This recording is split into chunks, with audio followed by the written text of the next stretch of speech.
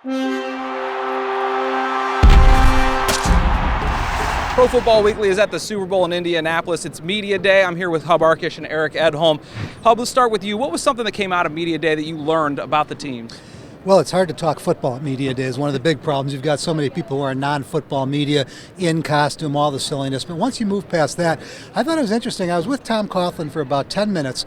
3 times in 10 minutes, he chastised reporters for questions he'd already answered a number of times. This is a guy who's been through Media Day, if he does, so he knows. He was trying to be engaging. He didn't get obnoxious about it, but Coughlin just on that thin edge of always just ready to go off. He didn't. He was great, but it was interesting to me that happened after all his experience. Yeah, usually when people have been here before, they know how it works. They know you're going to get questions from different media. You're going to hear the same things over and over again. Eric, what about you? What was something entertaining that you saw? Well, certainly it was a different atmosphere this year with the fans being a part of it, and they sold out. I'm not exactly certain why fans will want to be a part of this, but the NFL is such an attractive product. They want to be here. It did kind of interrupt the flow of the interviews. We did hear some cheers that muffled out some answers, so I thought that was a little bit challenging, but a different atmosphere than we've seen in the past, and I thought teams were pretty relaxed, especially the Patriots. That kind of surprised me. Very loose, but also very focused on the prize. I thought the fans brought a different aspect. I questioned the same thing going in. Why would people want to come see this? But every time Peyton Manning was mentioned, anytime the Colts or Indianapolis was mentioned, you heard crowd cheering, and it was kind of interesting.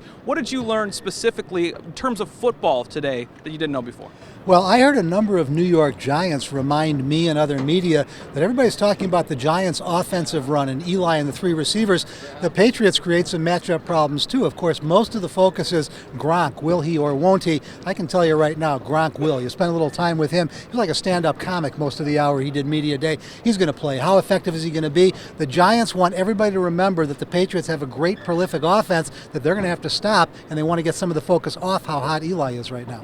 Eric, what about you? What's something that you learned? It doesn't have to be football related, since 90% of the stuff we saw anyways wasn't. Anything interesting you learned? Absolutely. Well, Corey Webster, who's an LSU grad, he's a kid who watched LSU Alabama Part 1, saw the LSU win 9-6 in that game. Then he watched the aftermath, them losing to Alabama in the BCS title game. He said, look, I do not want that to repeat in this game. I think I've learned that the bad taste is still in my mouth from that one. So, he's very focused on that college aspect. Still football related. There were so many things I learned. Vince Wilfork, I think, likes Fruity Pebbles.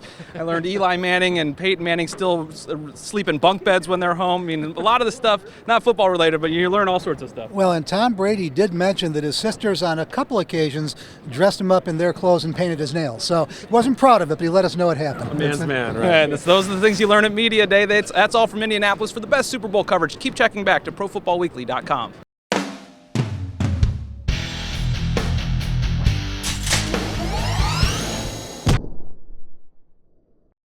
It's never too early to start thinking about the NFL Draft, and Pro Football Weekly's new draft database has you covered. Check out updated player rankings for over 750 prospects and our exclusive PFW Stock Watch.